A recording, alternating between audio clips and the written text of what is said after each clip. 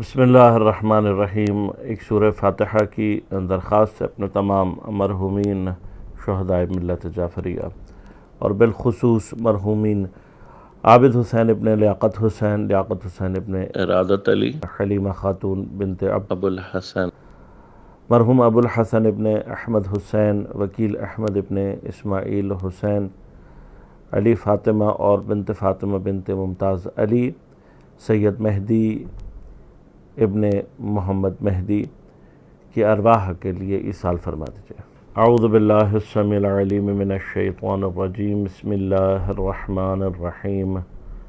الحمدللہ الذی ہدانا لہذا وما کنا لنہتدی لولا ان ہدانا اللہ لقد جاءت رسل ربنا بالحق الصلاة والسلام علی رسول المسدد المصطفى الأمجد المحمود الأحمد أبي القاسم محمد، اللهم صل على محمد وآل محمد، والصلاة والسلام على أسد الله الغالب، غالب على كل غالب، علي بن أبي طالب، والصلاة والسلام على سيدة المعصومة المظلومة الطاهرة البتول بضعة الرسول فاطمة الزهراء سيدة نساء العالمين، والصلاة والسلام على الحسن المجتبى والحسين المظلوم وأهل بيته الطيبين الطاهرين المعصومين المظلومين المنتجبين المنتخبين، لا سيما بقية الله في الأراضين، روحي وأرواح العالمين لتراب مقدمه الفداء، ولعنة الله على أعدائهم أجمعين، أما بعد، قال الله تعالى في كتابه الكريم، بسم الله الرحمن الرحيم، كل نفس ذائقة الموت، صلوات، اللهم صل على محمد وآل محمد وعجل فرجهم۔ مومنین کرام، سامعین محترم، عزیزان گرام قدر، ایصال ثواب کے سلسلے میں برپا کی گئی اس مجلس میں نے آپ کی خدمت میں قرآن کریم کی مشہور و معروف آیت کا جز اور پروردگار عالم کا مشہور و معروف فرمان سرنامہ کلام کے طور پر تلاوت کیا۔ عزیزان گرام قدر، اس مختصر سے ارشاد میں پروردگار ہمیں متوجہ فرما رہا ہے کہ کل نفس ذائقۃ الموت، ہر صاحب نفس اور ہر صاحب جان کو موت کا ذائقہ چکھنا ہے۔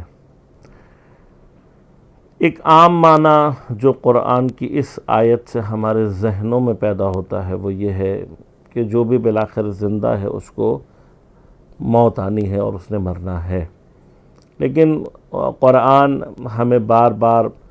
اپنے اندر تدبر، تفکر، سوچنے اور غور کرنے کی دعوت دیتا ہے، لہذا بار بار قرآن ارشاد فرماتا ہے افلا تدبرون القرآن، تم قرآن میں تدبر اور تفکر کیوں نہیں کرتے؟ ایک مقام قرآن میں تدبر اور تفکر کرنے کا یہ ہے کہ انسان یہ سوچتے ہوئے اور یہ یقین رکھتے ہوئے البتہ کہ یہ جو کلام ہے یہ ایک حکیم ذات کا کلام ہے، ایک علیم ذات کا کلام ہے، اور یقیناً ایک علیم جو کہ سب سے زیادہ علم رکھنے والا، لامتناہی علم کا حامل ہے، اور جو اسی طرح سے لامتناہی انلیمیٹڈ حکمت کا رکھنے والا ہے، وہ جب کلام کو جاری کرتا ہے تو کلام خالی از حکمت نہیں ہے۔ یہ جو ہم نے ایک بات کہی کہ آیت کو سننے کے بعد اجمالی طور پر ذہن میں جو یہ خیال بنتا ہے کہ ہر زندہ کو مرنا ہے، زندہ کے لیے عربی میں ایک خاص لفظ موجود ہے اور وہ لفظ استعمال نہیں کیا گیا کہیں پر بھی قرآن میں یا روایات میں یہ نہیں کہا گیا کہ ہر زندہ کو مرنا ہے۔ غور کیجیے گا کہ آیت اس طریقے سے نہیں ہے کہ فرمایا جائے کہ کل حی ذائقۃ الموت، کہ ہر زندہ حی نے موت کے ذائقے کو چکھنا ہے۔ قرآن کے اندر جو تدبر ہے، قرآن کے اندر جو تفکر ہے، وہ انہی الفاظ کے ذریعے سے ہم اگر ان میں غور کریں تو وہاں تک پہنچا جا سکتا ہے۔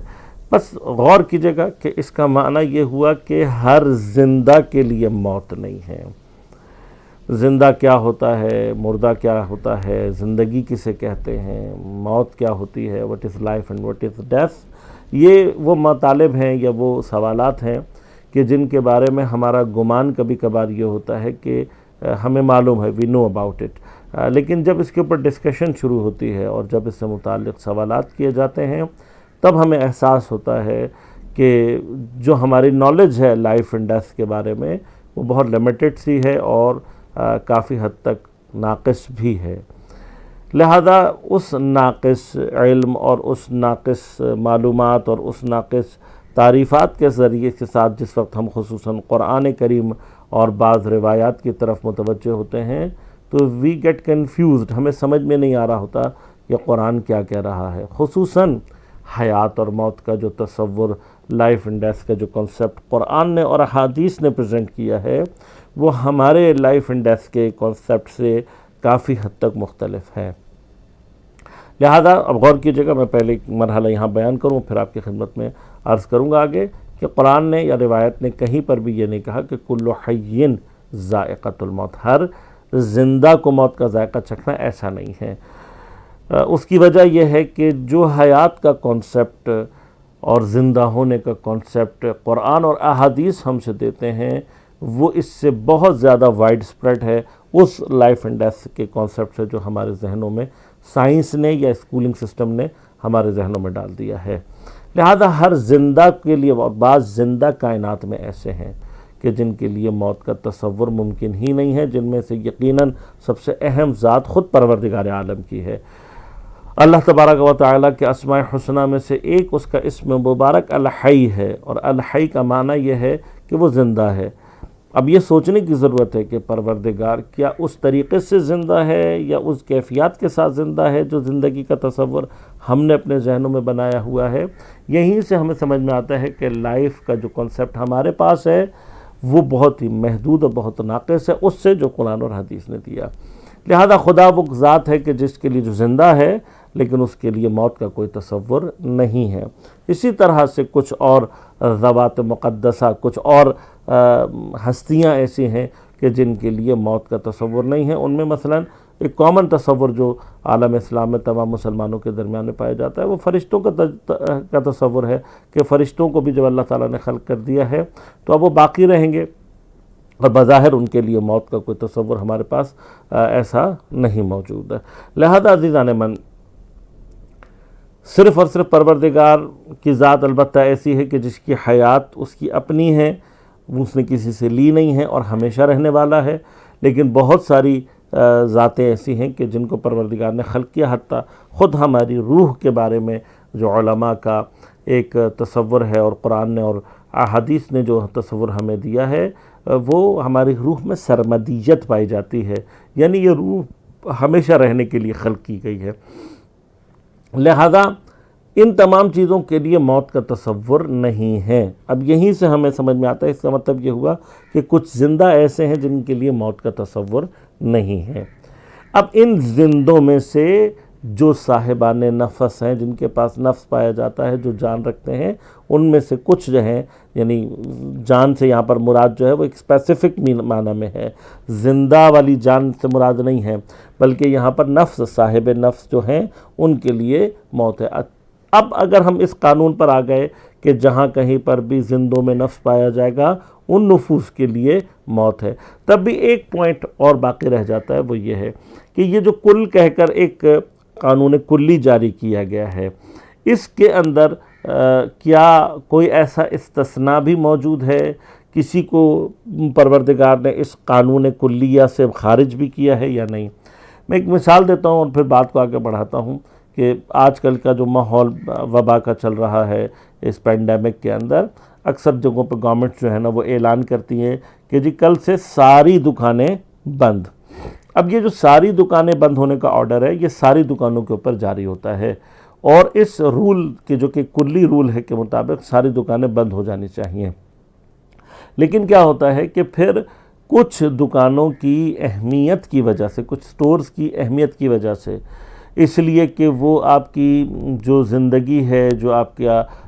لائف سائیکل ہے، اس کو کنٹینیو رکھنے کے لیے ان کا اوپن ہونا، ان کا کھلنا جو ہے وہ ضروری ہے۔ مثلا ڈپارٹمنٹل وہ سٹورز کے جو کہ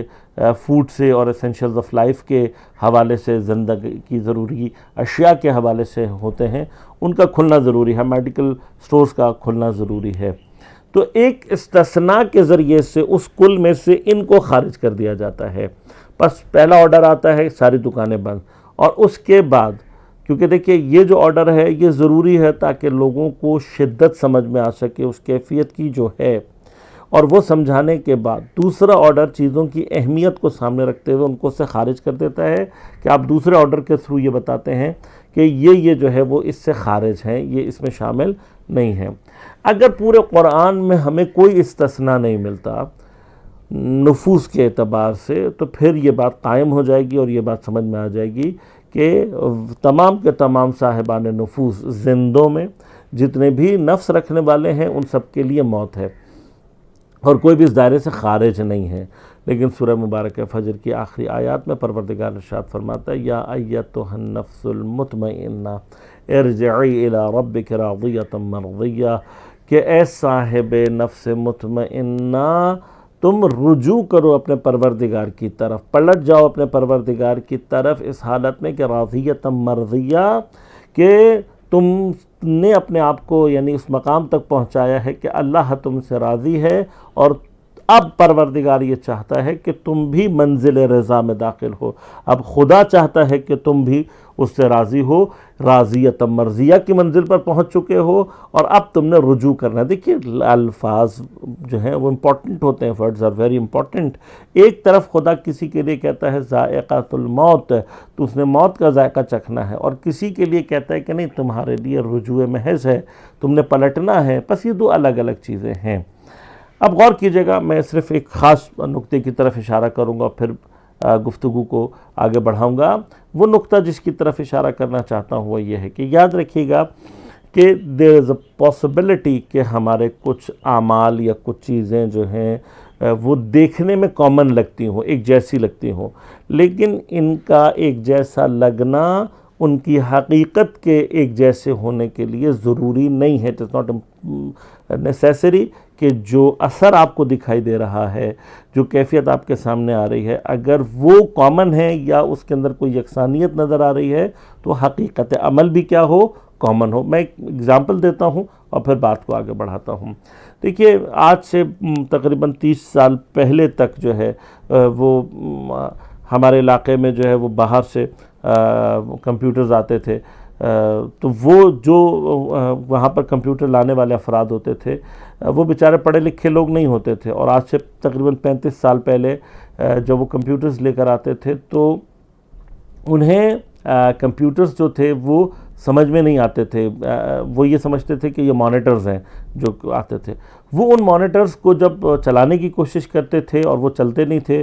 تو وہ اپنی جہالت کی وجہ سے یہ سمجھتے تھے کہ یہ ٹی وی خراب ہو گیا ہے۔ اب وہ مانیٹر میں اور ٹی وی میں ڈیفرینشیٹ نہیں کر پاتے تھے، اپنی جہل کی وجہ سے they can not use it, وہ اسے استعمال نہیں کر پاتے تھے، تو وہ اس کو پھینک دیتے تھے کہ یہ ٹی وی خراب ہو گیا ہے۔ تو اس زمانے میں جو پڑھے لکھے لوگ تھے بعض، انہوں نے بہرحال ان کی جہالت کا فائدہ بھی اٹھایا، اور یا تو بہت سستے داموں میں یا حتیٰ ایسے ہی اٹھا کر لے گئے، کیونکہ وہ ان کو پھینک دیتے تو وہ کہتے تھے کہ یہ ہمارے کسی استعمال کے نہیں ہے۔ کیوں نہیں استعمال ان کو سمجھ میں آتا تھا؟ اس لیے کہ انہیں یہی نہیں پتہ تھا کہ یہ چیز کیا ہے، اس کو استعمال کیسے کرنا ہے۔ لیکن آج 35 سال کے بعد یا 40 سال کے بعد اگر ہم وہی مانیٹر اور بہترین کنڈیشن میں چلتا ہوا آج کے کسی ایسے نوجوان کو دینا چاہیں کہ جو اینیمیشن میں اور گرافکس میں جو ہے وہ کام کر رہا ہو، تو اگر ہم اسے دیں، چلتا ہوا ہوگا، بہترین کنڈیشن میں ہوگا، every thing is all right, لیکن جب ہم اسے دیں گے تو وہ بھی اس کو پھینک دے گا، وہ بھی اس کو استعمال نہیں کرے گا۔ لیکن آج اس جوان کے استعمال نہ کرنے کی وجہ یہ نہیں ہے کہ اسے یہ نہیں پتہ کہ یہ چیز کیا ہے، اس کے ساتھ پرابلم جہالت کا نہیں ہے، اگنورنس نہیں ہے، اسے بلکہ بہت اچھی طرح سے پتہ ہے کہ یہ کیا ہے۔ لیکن آج اس کا پرابلم کیا ہے؟ آج اس کا پرابلم یہ ہے کہ آج سے 35 سال پرانا یا 40 سال پرانا مانیٹر وہ جو کام کر رہا ہے اینیمیشن کا، گرافکس کا، اور اس ہائی لیول کی جو ویڈیو اور آڈیو گرافکس ہیں، اس کے لیے وہ مانیٹر کسی بھی طرح سے قابل نہیں ہے۔ یعنی جو وہ کام کرنا چاہتا ہے اس مانیٹر کے تھرو وہ ہو ہی نہیں سکتا، پاسبل ہی نہیں ہے۔ بس اگر آج کا یہ نوجوان اس مانیٹر کو استعمال کرنا چاہے بھی، یعنی اگر وہ کوشش بھی کرے کہ میں اس مانیٹر کے تھرو اپنا کوئی کام نکالوں، وہ کر نہیں سکتا۔ اور اگر وہ اسی مانیٹر سے چپکنے کی کوشش کرے یا اس کو اپنے ساتھ باقی رکھنے کی کوشش کرے، اس کا نتیجہ کیا نکلے گا کہ وہ جو اس نے ترقی کرنی ہے، وہ جو اس نے ڈیولپمنٹس کرنی ہے، آگے اپنی رشد و کمال کی طرف حرکت کرنا ہے، اصلاً یہ مانیٹر اس راستے میں ایک رکاوٹ کے طور پر اس کے سامنے آ جائے گا۔ یعنی اس کو اپنی ترقی کے لیے جو یہ کام کرنا چاہتا ہے، ضروری ہے کہ یہ اس کو نکالے، اس کو ہٹائے، اور جو اپ ٹو ڈیٹ مثلاً کوئی مانیٹرز ہیں وہ لے کر آئے، اس کے تھرو کام کرے جو کہ اس ویڈیو اور اس اینیمیشن کی جو گرافکس ہیں اس کو سپورٹ کرنے والا ہو۔ لہذا آپ غور کیجئے گا، وہ جاہل آدمی بھی مانیٹر پھینک رہا تھا، اس کو نکال رہا تھا، اس لیے کہ اس کو پتہ ہی نہیں تھا کہ اس کو یوز کیسے کرنا ہے۔ اسے مجبوری کہتے ہیں۔ یہ مانیٹر کا ترک کرنا، اس کو چھوڑ دینا بصورت مجبوری ہے۔ لیکن جس وقت یہ بچہ نوجوان آج کا اسی مانیٹر کو پھینک رہا ہے، نکال رہا ہے اپنی زندگی سے، تو یہ بے خاطر مجبوری نہیں ہے، اس کا جو سبب ہے، اس کی جو کاز ہے، وہ اس کی مجبوری نہیں ہے بلکہ اس کا کمال ہے۔ اگر وہ آگے جانا چاہتا ہے تو اس کی ترقی، اس کا رشد، اس کا کمال اس بات کو ڈیمانڈ کرتا ہے کہ اس کو یہ کمپیوٹر، یہ مانیٹر چھوڑنا پڑے گا اور اس سے ہائی لیول کی چیز کے اندر اپنے آپ کو داخل کرنا پڑے گا۔ یعنی کیا ہوتا ہے، سمپل آپ کو عرض کروں کہ جس وقت ترقی ہوتی ہے، جس وقت ڈیولپمنٹ ہوتی ہے، تو جو ٹیکنالوجیکل ایڈوانسمنٹ اور ڈیولپمنٹ کی نئی سٹیج آتی ہے، اس کی اپنی ریکوائرمنٹس ہوتی ہیں، اور اگر آپ پچھلی جو ٹیکنالوجی ہے اس کو ساتھ لے کر چلنا چاہیں گے، یا اس سے ریلیٹڈ جو اس کے انسٹرومنٹس ہیں ان کو ساتھ لے کر چلنا چاہیں گے، تو آپ کبھی بھی اس کے ساتھ ترقی نہیں کر سکتے، بلکہ وہ الٹا آپ کی ترقی کے راستے میں رکاوٹ بن جاتا ہے۔ ایگزیکٹلی اسی طرح سے ہوتا ہے جب زندگی ترقی کرتی ہے۔ انشاءاللہ اگر رہی فرصت تو آپ کی خدمت میں عرض کروں گا کہ حیات، لائف کے جو سٹیجز ہیں، ان میں سے کچھ سٹیجز کو جو ہے وہ سائنس بھی جو ہے وہ ایکسیپٹ کرتی ہے۔ یعنی سمپل اگر کہا جائے تو سنگل سیلولر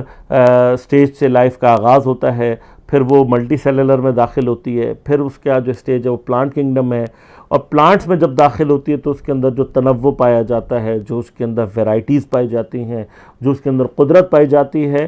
وہ ہم اور آپ ملاحظہ کرتے رہتے ہیں۔ اس سے زیادہ اور پاورفل سٹیج جو ہے اس کی وہ ہے جس وقت وہ اینیمل لائف میں داخل ہوتی ہے، اور اینیمل لائف کی جو امپورٹنس ہے اور اینیمل لائف کی جو پاور ہے اور اس کی جو ویرائٹی ہے، اس کو بھی ہم آسانی سے ملاحظہ کر سکتے ہیں، دیکھ سکتے ہیں۔ اب ان سٹیجز آف لائف کے اندر ہم ڈفرینشیٹ بھی کر سکتے ہیں، ہمیں سمجھ میں بھی آتا ہے کہ لائف جیسے جیسے ترقی کرتی جا رہی ہے، اس کا جو اگلا سٹیج ہے وہ پاورفل ہے۔ لیکن سائنس اس سے آگے کی لائف کو، کیونکہ جو سائنس کا کنسیپٹ آف لائف ہے دیٹ از ٹوٹلی ڈفرینٹ۔ میں نے عرض کیا تھا شروع میں کہ سائنس جو ہمیں لائف کا کنسیپٹ دیتی ہے وہ ٹوٹلی ڈفرینٹ ہوتی ہے۔ جب ہم اسکولوں میں جاتے ہیں تو ہمیں بہت ہی ابتدائی ویری بگننگ جو کلاسز ہوتی ہیں ہماری کلاس 2 اور 3 میں، وہاں پر ہمیں سائنس جو ہے وہ یہ سمجھاتی ہے کہ آپ کے اطراف میں جو چیزیں ہیں ان میں سے کچھ چیزیں زندہ ہیں اور کچھ چیزیں مردہ ہیں، living things and non living things.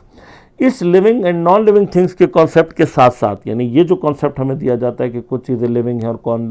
دوسری نان لیونگ ہیں، ان کے اندر ہمیں ڈفرینشیٹ کرنا جو سکھایا جاتا ہے وہ کچھ پراپرٹیز کے تھرو ہے۔ یعنی کیا؟ یعنی یہ کہ لیونگ تھنگز کی کچھ پراپرٹیز ہیں، وہ پراپرٹیز اگر کسی بھی چیز سے ظاہر ہو رہی ہوں تو ہم اس چیز کو کنسیڈر کرتے ہیں لیونگ، اور اگر کسی میں سے ظاہر نہ ہو رہی ہو تو ہم اس کو نان لیونگ کنسیڈر کرتے ہیں۔ لیونگ تھنگز کی پراپرٹیز کیا ہے؟ لیونگ تھنگز سانس لیتی ہیں، دے بریتھ۔ لیونگ تھنگز جو ہے نا وہ دے ٹیک فوڈ، غذا کو جذب کرتی ہیں۔ جو لیونگ تھنگز ہیں وہ موو کرتی ہیں، حرکت کرتی ہیں۔ لیونگ تھنگس جو ہیں وہ گرو کرتی ہیں، ان کے اندر رشد و نمو ہوتی ہے، اور جو لیونگ تھنگس ہیں ان کی ایک پراپرٹی ہے کہ وہ ریپروڈیوس کرتے ہیں۔ اب غور کیجئے گا، یہ جو تقریباً 5 پراپرٹیز ہیں، یہ جو 5 صفات ہیں، ان میں سے کوئی ایک بھی اگر کسی چیز میں پائی جاتی ہے تو ہم اس کو کنسیڈر کرتے ہیں ایز اے لیونگ تھنگ۔ مثلا پودوں کو جب ہم لیونگ کنسیڈر کرتے ہیں، کیوں کرتے ہیں؟ اس کے اندر یہ یا ان میں سے اکثر صفات پائی جاتی ہیں۔ بہت ساری چیزوں کو ہم انہی صفات میں سے کوئی ایک بھی اگر اس کے لیے ثابت ہو جائے تو we consider it as a living thing, لیکن اگر یہ 5 کی 5 پراپرٹیز کسی چیز میں نہ پائی جائیں تو ہم اس کو نان لیونگ کنسیڈر کرتے ہیں، اور اس میں لائف کہاں ہے اور ڈیتھ کہاں ہے وی ڈونٹ نو، نہ ہمیں بتایا جاتا ہے اور نہ ہم اس کے بارے میں کچھ جانتے ہیں۔ اور یہ جو ہم نے لیونگ اینڈ نان لیونگ کے درمیان ڈفرینشیٹ کیا، اسی کے ذریعے سے ہم ایک اجمالی سا خاکہ لائف کا اور ڈیتھ کا اپنے ذہنوں میں بنا لیتے ہیں، but we don't know what really life is and what really death is. لہذا اس کانسیپٹ کے ساتھ میں نے عرض کیا آپ کو کہ جب ہم قرآن اور احادیث میں داخل ہوتے ہیں تو ہم کنفیوز ہو جاتے ہیں۔ کیوں کنفیوز ہو جاتے ہیں؟ اب غور کیجیے گا کہ اکارڈنگ ٹو دس ڈیفینیشن ہوتا کیا ہے کہ جس میں سے بھی یہ پراپرٹیز نہیں نظر آ رہی، ہم اس کو کنسیڈر کرتے ہیں as a non living thing. اسی وجہ سے کیا ہوتا ہے کہ جب ہمارے سامنے مثلاً کوئی جنازہ آتا ہے تو ہم اس جنازے کو ڈیڈ اس لیے کنسیڈر کر رہے ہوتے ہیں کہ نہ وہ سانس لے رہا ہوتا ہے، نہ وہ غذا کو جذب کر رہا ہوتا ہے، نہ اس کے اندر کوئی موومنٹ ہوتی ہے، نہ وہ گرو کر رہا ہوتا ہے، اس کے اندر کسی بھی قسم کی رشت و نمو ہوتی ہے، اور نہ ہی وہ تولید مثل یعنی ریپروڈکشن کے قابل ہوتا ہے۔ اب ان بنا کے اوپر ہم نے جنازے کو کنسیڈر کیا ایز ڈیڈ۔ اب ہمارے لیے فرق نہیں پڑتا کہ وہ کس طرح سے مارا گیا اور کیا سلسلہ ہوا، یعنی خود اگر مر گیا تو ہم اس کو موت کہتے ہیں، اگر کسی نے مار دیا تو قتل کہتے ہیں۔ اب ہمارے نزدیک مقتول جو شخص قتل ہو چکا ہو وہ بھی ڈیڈ ہے، اور ہم نے یقیناً ایک عام مرنے والے کی طرح سے اس کو غسل و کفن دینا ہے، اس کو ہم نے نماز جنازہ پڑھ کے اس کی تدفین کر دینی ہے، لہٰذا ہم اس کو ڈیڈ کنسیڈر کرتے ہیں۔ اب فرض کیجئے کہ I'm giving you an example کہ ہمارے سامنے 2 جنازے آ کے رکھ دیے جاتے ہیں، جن میں سے ایک جنازہ اس شخص کا ہے جو اللہ کی راہ میں جہاد کرتے ہوئے مارا گیا۔ فرض کیجئے کہ اس کو جمعے کے دن شام کو 5 بجے سر میں گولی لگی ہے، اور ایک اور جنازہ ہمارے سامنے لا کر رکھا گیا کہ جو فرض کر لیں کہ کسی حرام کام کے انجام دیتے ہوئے اس کو جو ہے وہ جمعے کو ہی شام کو 5 بجے سر میں گولی لگی۔ اب ان دونوں کو ڈاکٹر نے جو ہے وہ سرٹیفکیٹ بھی دے دیا کہ یہ بھی شام 5 بجے سر میں گولی لگنے سے مر گیا، اور اس کو بھی سرٹیفکیٹ دے دیا کہ یہ بھی شام کو 5 بجے سر میں گولی لگنے سے مر گیا ہے۔ دونوں جنازے ہمارے پاس ہیں، دونوں کے ساتھ ہم نے ایک ہی جیسا سلوک کرنا ہے، لیکن عین اس وقت میں قرآن وارد ہوتا ہے، اور وارد ہونے کے بعد کہتا ہے نہیں، یہ جو میرے راستے میں جہاد کرتے ہوئے قتل ہوا ہے، یعنی قتل کو ایکسیپٹ کر رہا ہے قرآن، اس کے باوجود کہہ رہے کہ ہو تو گیا ہے قتل، بٹ اس کو مردہ نہیں کہنا۔ بڑی عجیب سی بات ہے، وَلَا تَقُولُوا لِمَن يُقْتَلُ فِي سَبِيلِ اللَّهِ أَمْوَاتٌ وَلَا تَحْسَبَنَّ الَّذِينَ قُتِلُوا فِي سَبِيلِ اللَّهِ أَمْوَاتًا۔ خبردار، نہ اس کو کہنا، نہ اس کے بارے میں سوچنا، تک گمان فکر بھی نہ کرنا کہ یہ مر گیا ہے۔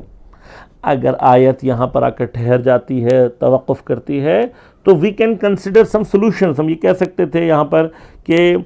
اس کے احترام میں پروردگار اس کے لیے موت کا لفظ استعمال نہیں کرنا چاہتا، اپنی جو سبیل ہے، اپنا جو راستہ ہے، اس کے احترام میں جو اس نے جان دی ہے، اس کی خاطر پروردگار اس کو مردہ کہنا نہیں چاہتا۔ سو ڈونٹ یوز اٹ،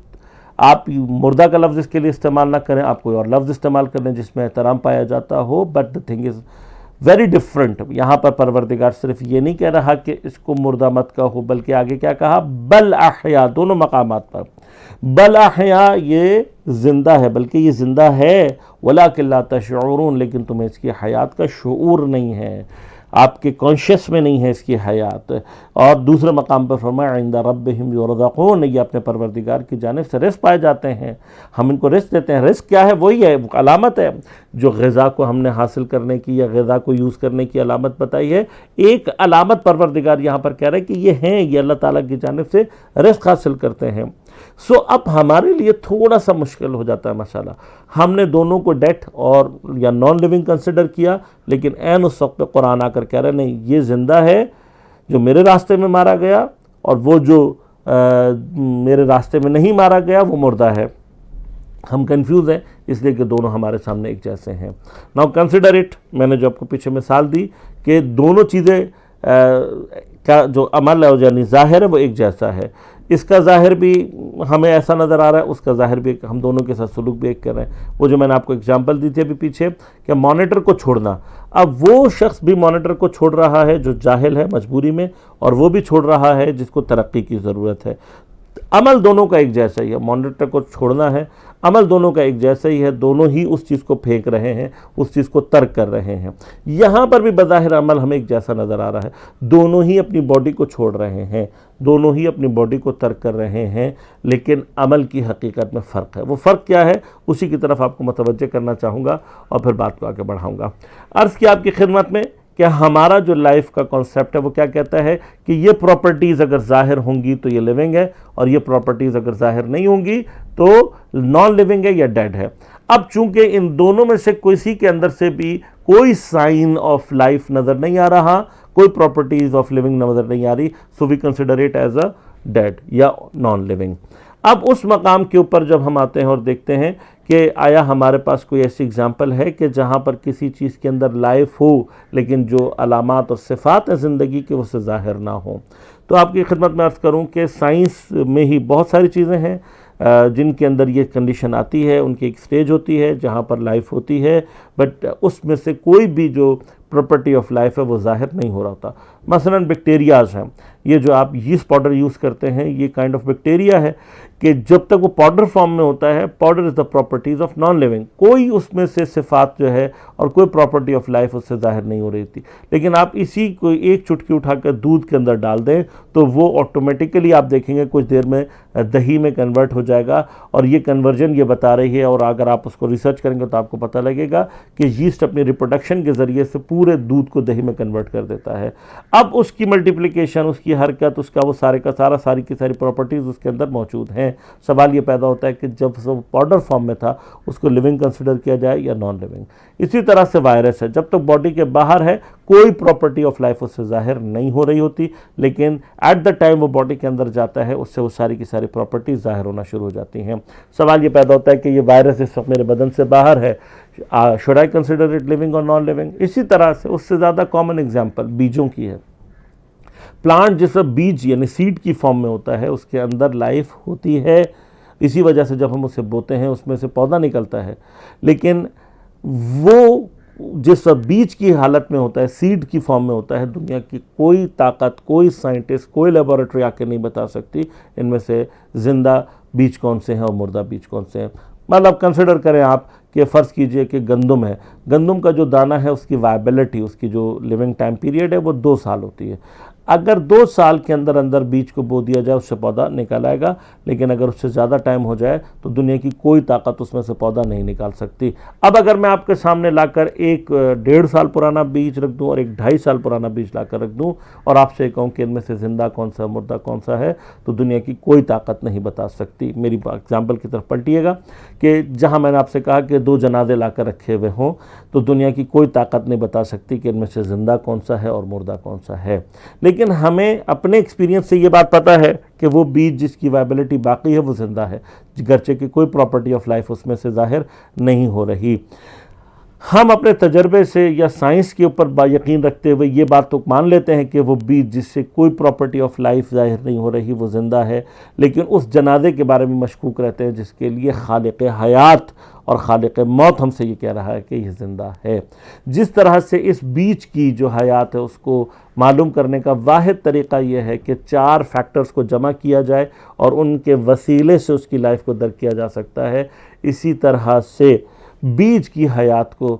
ظاہر کرنے کے لیے جس طرح سے ہمیں وسیلے کی ضرورت ہے، اسی طرح سے شہید کی جو حیات ہے اس کو بھی بغیر وسیلے کے کبھی بھی درک نہیں کیا جا سکتا. لہذا وہ زندہ ہوتا ہے لیکن اس کی حیات کو درک کرنے کے لیے ہمیں وسیلہ چاہیے، ہمیں کوئی راہ چاہیے، کوئی طریقہ چاہیے جو قرآن نے بیان کیا ہے. انشاءاللہ کبھی کسی اور موقع پر آپ کی خدمت میں عرض کروں گا. بس اب ایک آخری مرحلہ کہ بظاہر اس نے بھی بدن چھوڑا، بظاہر اس نے بھی بدن چھوڑا. یہ بالکل اسی اگزامپل کی طرح سے جو میں نے آپ کو پیچھے دی کہ اس نے بھی مانیٹر کو ترک کیا جو کہ جاہل تھا، اور اس نے بھی مانیٹر کو ترک کیا جو اپنی ترقی میں اس کو حائل سمجھتا ہے.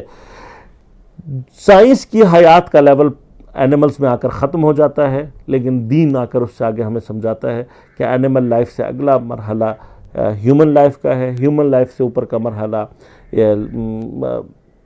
ایمانی حیات کا ہے، حیات ایمانی کا ہے، اس سے اوپر کا مرحلہ حیات ملکوتی کا ہے، اور پھر اس سے اوپر کا مرحلہ حیات لاہوتی کا ہوتا ہے۔ یہ حیات کے کون کون سے مراتب ہیں، کون کون سے مقامات ہیں، انشاءاللہ کبھی تفصیل سے آپ کی خدمت میں عرض کروں گا۔ بس یہ یاد رکھیے گا کہ جس وقت حیات ایمانی کا حامل شخص حیات ملکوتی کے سٹیج میں داخل ہو رہا ہوتا ہے، وہ حیات کی وہ ایڈوانس کنڈیشن اور مقام ہوتا ہے کہ جہاں پر اس کو اپنی ترقی کے لیے اس بدن کو چھوڑنا پڑتا ہے۔ لہذا ہیومن لائف اور ایمانی لائف کو کراس کر کے ملکوتی میں داخل ہونے والا، یعنی 2 سٹیجز اور اوپر جانے کے بعد والا جو ترقی کے تیسرے مرحلے میں داخل ہو رہا ہوتا ہے، اس کے لیے یہ بدن، یہ جسم رکاوٹ بن رہا ہوتا ہے۔ لہذا وہ خود سے اس کو چھوڑ دیتا ہے، ترک کر دیتا ہے، اسی نوجوان کی طرح سے جو مانیٹر کو چھوڑ رہا اور ترک کر رہا ہوتا ہے تاکہ آگے کی طرف ترقی کر سکے۔ لیکن جو اینیمل لائف میں پھنسا ہوا ہوتا ہے، اس سے اس بدن کو زبردستی چھڑایا جاتا ہے۔ جہاں پر زبردستی چھڑایا جائے وہاں پر موت ہوتی ہے، اور جہاں پر کوئی اپنی مرضی سے اسے ترک کرے اسے شہادت کہتے ہیں۔ اب یہ جو مرحلہ ہے، اس کو داخل کرنے کے لیے انسان شہادت کے مرحلے کو کیسے حاصل کر سکتا ہے؟ آیا صرف راستہ خدا کی راہ میں جہاد کر کے قتال کرنا اور قتل ہونا ہے، یا اور کوئی بھی راستہ؟ یہ تفصیل ہے، لیکن پیغمبر نے ہمیں ایک شارٹ کٹ اور بتایا، یا جو اصل ہے اس کی شہادت کی وہ ہمیں سمجھائی، یہ فرما کر کہ من مات علی حب آل محمد مات شہیدا۔ پس جو بھی اہل بیت علیہ السلام کی محبت دل میں رکھتا ہے، اگر یہ محبت واقعاً عملاً اس کے زندگی میں کام آ جائے تو یہ محبت اس کو حیات کی اس ایڈوانس ترین سٹیج میں پہنچانے کا باعث بن جاتی ہے کہ جہاں پر وہ ترقی کر کے حیات کے اس مرحلے میں داخل ہو رہا ہوتا ہے کہ جہاں پر اس کے لیے یہ جسم بوجھ بن جاتا ہے، اور جب یہ جسم بوجھ بنتا ہے تو اس کو چھوڑنے کے لیے، یعنی اسے ترک کرتا ہے اپنی مرضی سے۔ لہذا شہید میدان جہاد میں بھی جس وقت اس مرحلے میں داخل ہو رہا ہوتا ہے، اس کے پاس ہی ہے دا آپشن، اس کو آپشن دیا جاتا ہے کہ تم بدن کے ساتھ بھی زندہ رہتے ہو، لیکن حیات ملکوتی کی جو ایڈوانس کنڈیشن ہے اس کو درک کرتے ہوئے شہید اس کی امپورٹنس کو درک کرتے ہوئے اور اس کے مقامات کو درک کرتے ہوئے خود سے اس کو چھوڑ دیتا ہے۔ یہ خود سے بدن کا چھوڑنا تاکہ ترقی کر سکے، اسے شہادت کہتے ہیں۔ اور حیات ملکوتی کے اندر وہ طاقت اور وہ قدرت پائی جاتی ہے کہ جو کوئی بھی حیات ملکوتی کو درک کر لے اس کا عاشق ہو جاتا ہے۔ کتنا عاشق ہو جاتا ہے، اس کو حیات ملکوتی میں کتنا مزہ آتا ہے، یہ بات امام حسین علیہ السلام کے ایک 13 برس کا سپاہی شب عاشور جیسی ہولناک رات میں ہمیں سمجھا کر چلا گیا۔ میرا سلام ہو امام حسن مجتبیٰ کے اس 13 برس کے نوجوان پر کہ جس نے زندگی اور موت کی اور خصوصاً شہادت کی اس گتھی کو ہمارے لیے آج سے 1400 سال پہلے سولو کر دیا، یہ کہہ کر کہ جب امام حسین نے شب عاشور جناب قاسم ابن الحسن علیہ السلام سے سوال کیا کہ قاسم تمہیں موت کیسی محسوس ہوتی ہے، کیسی لگتی ہے، تو آپ نے پلٹ کر فرمایا احلی من العسل، شہد سے زیادہ شیریں۔ یہی وجہ ہے عزیزان من کہ اولیاء الہی چونکہ شہادت کی اس کیفیت سے اور حیات کی اس کیفیت سے واقف اور آگاہ ہوتے ہیں، ان کے اندر موت کی ایک خاص تمنا، موت سے خاص رغبت پائی جاتی ہے، جو کہ تمام ائمہ اہل بیت علیہ السلام اور معصومین علیہ السلام اور ان کے حقیقی پیروکاروں میں اور اولیاء الہی میں ہمیں واضح طور پر نظر آتی ہے۔ توسل کرتے ہیں جناب قاسم علیہ السلام کے کچھ مصائب کے ذریعے سے، اور اپنے لیے اس کو باعث تبرک و تیمن سمجھتے ہوئے اور اپنے مرحومین کو ایصال ثواب کرتے ہوئے چند مقامات حضرت قاسم کی شہادت کے آپ کی خدمت میں عرض کروں کہ جتنی جناب قاسم کو موت کی تمنا ہے، اتنی ہی شہادت کے اعتبار سے آپ کی شہادت منفرد اور سخت رہی کربلا میں۔ تاریخ یہ کہتی ہے کوئی امام حسین علیہ السلام کے پاس اتنی مرتبہ اجازت لینے کے لیے نہیں آیا جتنا جناب قاسم امام حسین کے پاس آیا۔ حتیٰ بعض روایات نے یہ لکھا کہ آپ امام حسین علیہ السلام کے ہاتھوں کے بوسے دے کر آپ سے کہتے تھے کہ مولا مجھے اذن جہاد دے دیجئے۔ لیکن کیوں حضرت ان کو بار بار ٹالتے تھے؟ شاید اس کی ایک وجہ یہ تھی کہ جس وقت امام حسن علیہ السلام کی شہادت واقع ہوئی، اس وقت جناب قاسم ایک 3 سال کے بچے تھے، اور ان یتیمان جناب امام حسن علیہ السلام کو امام حسین نے اپنے بچوں سے زیادہ محبت کر کے پالا تھا، لہذا ان بچوں کو بھی امام حسین سے بڑی شدید محبت تھی اور امام حسین علیہ السلام کو بھی ان سے شدید محبت تھی۔ شاید وجہ یہ ہو کہ جناب قاسم اتنے حسین اور خوبصورت تھے کہ حتیٰ دشمن جناب قاسم کے لیے یہ کہتا ہے کہ جب ہم نے دیکھا کہ امام حسین کے لشکر سے ایک 13 یا 14 برس کا جوان آیا ہے تو کسی نے پوچھا یہ لڑکا کون ہے، تو جناب قاسم نے اپنا تعارف کرانے کے بعد فرمایا کہ جیسے ہی اپنے چہرے سے نقاب کو اتارا تو ہمیں ایسا لگتا تھا گویا چاند کا ٹکڑا ہے جو زمین پر اتر آیا ہے۔ عزیزان من، جو جوان دشمن کی نگاہوں میں اتنا خوبصورت ہے، خدا جانے اپنی ماں کی نگاہ میں کتنا خوبصورت ہوگا، اس کی ماں کو اس سے کتنی محبت ہوگی۔ شاید وجہ یہ رہی ہو کہ امام حسین علیہ السلام جناب فروہ کی وجہ سے، ان کی والدہ کی وجہ سے جو ہے وہ اجازت نہ دے رہے ہوں، لیکن جناب قاسم بار بار اجازت مانگتے رہے اور بالآخر ایک موقع وہ آیا جب جناب قاسم کو اجازت ملی ہے، لیکن حضرت نے فرمایا جاؤ جا کر اپنی ماں سے اجازت لو۔ عزیزان من، تاریخ کا مطالعہ، مقاتل کا مطالعہ یہ بتاتا ہے کہ جس وقت جناب قاسم جناب ام فروہ سے اجازت لینے کے لیے آئے ہیں تو جناب ام فروہ نے ایک سیکنڈ نہیں لگایا اپنا یہ خوبصورت چاند امام حسین پر قربان کرنے میں۔ خدا جانے یہ مائیں کربلا کی کس مقام پر موجود تھیں۔ جناب قاسم نے اجازت لی اور جس وقت یہ جانے لگے ہیں، یہ واحد شہید ہے جس کے بدن پہ کوئی زرہ، کوئی ایسی چیز موجود نہیں تھی، کیونکہ آپ اتنے نازک بدن تھے کہ کوئی زرہ آپ کے بدن پر پوری نہیں آتی تھی۔ آپ کے سر پر خود نہیں تھا، اس لیے کہ آپ کا سر چھوٹا تھا، جوان تھے آپ اور خود بڑے تھے۔ واحد شہید ہے جس کے سر پر خود نہیں تھا، واحد شہید ہے جس کے بدن پر زرہ نہیں تھی۔ اور جب آپ کو امام بھیج رہے تھے تو آپ کو سینے سے لگا کر امام جتنا روئے ہیں کسی اور کے لیے نہیں روئے۔ آپ کی سواری کے پیچھے امام حسین اتنی دور تک گئے کہ کسی کی سواری کے پیچھے نہیں گئے، اور پھر واپس آ کر بے چینی سے ٹہلتے رہے اور بار بار میدان کی طرف دیکھتے رہے کہ کب میرا بھتیجا مجھے آواز دے گا اور میں اس کی مدد کے لیے جاؤں گا۔ بس عزادارو، ارزق شامی اور اس کے بیٹوں کو ایک ایک کر کے جب آپ نے واصل جہنم کیا تو شمر نے آواز لگا کر کہا کہ یہ حسن مجتبیٰ کا بیٹا ہے، اسے معمولی نہ سمجھو، اور ایک بڑے لشکر کو حکم دیا جس نے جناب قاسم پر حملہ کیا۔ بس اس حملے میں ایک گرز آ کر آپ کی پیشانی پر لگا، جس سر پر خود نہ تھا، گرز نے اس پیشانی کو شگافتہ کیا اور آپ چکرا کر زمین پر گرے۔ لیکن زمین پر گرتے ہوئے آیت اللہ جعفر شوشتری خصائص حسینیہ میں لکھتے ہیں کہ جب آپ گر رہے تھے تو ہر شہید نے گرتے ہوئے امام حسین کو سلام کیا، لیکن جناب قاسم نے اپنی محبت کی وجہ سے سلام نہیں کیا، بلکہ تڑپ کر ایک مرتبہ یہ کہا یا عمّا حضرکنی، اے میرے چچا میری مدد کے لیے آؤ۔ بس جس وقت یہ آواز گونجی کہ چچا میری مدد کے لیے آؤ، ایک طرف سے امام حسین نے حملہ کیا، ایک طرف سے جناب عباس نے حملہ کیا۔ جب دو جانب سے لشکر پر حملہ ہوا تو لشکر میں بھگدڑ مچی، اور جہاں یہ بھگدڑ مچی وہیں پر جناب قاسم زمین پر موجود